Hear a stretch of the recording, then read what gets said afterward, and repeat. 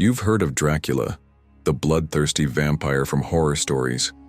But what if I told you the real Dracula was even more terrifying than the legend? Meet Vlad the Impaler, a 15th century prince whose cruelty shocked even his enemies. Vlad was born in Transylvania in 1431. His father was a ruler, his mother a noblewoman, but his childhood was far from ordinary. As a boy, he was held hostage by the Ottoman Empire, forced to live under his enemies' control. Some say this shaped his ruthless nature. Imagine being raised by those you were taught to hate. Would you grow up craving revenge? He did. When Vlad returned home, chaos ruled his land. So he fought to take the throne of Wallachia, not once, but 3 times. Every time he regained power, he ruled with an iron fist. But here's the twist. Vlad didn't just punish criminals. He terrified them. He made cruelty his trademark. They called him the Impaler for a reason. His favorite method of execution was to impale enemies on wooden stakes, sometimes tens of thousands at once. Entire forests of corpses surrounded his castles. It was so gruesome that invading armies turned back in fear at the sight. One report says he killed over 20,000 prisoners in a single day. But here's where it gets darker. Legends say Vlad didn't just kill, he dined among the bodies. Some chroniclers even accused him of dipping bread in his victims' blood.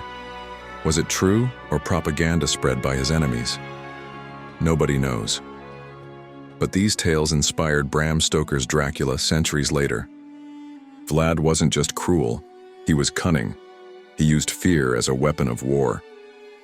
When the mighty Ottoman Sultan marched an army of 150,000 men against him, Vlad left 20,000 impaled corpses on the road as a welcome gift. The Sultan was so horrified, he retreated. Imagine defeating the world's strongest empire not with swords but with terror itself. Now here's the twist. While his enemies called him a monster, his own people saw him as a hero. Why? Because Vlad defended Wallachia against invaders and crushed corruption inside his kingdom. To peasants, he was a protector. To enemies, a nightmare. So was he a sadistic butcher? Or just a ruler who fought fire with fire? And then comes his mysterious end. In 1476, Vlad died in battle, or so they say. Some stories claim he was betrayed by his own men. Others say his head was sent to the Ottoman Sultan as proof. But here's the chilling mystery. His grave was never found. Was Vlad really buried? Or did the legend of Dracula live on?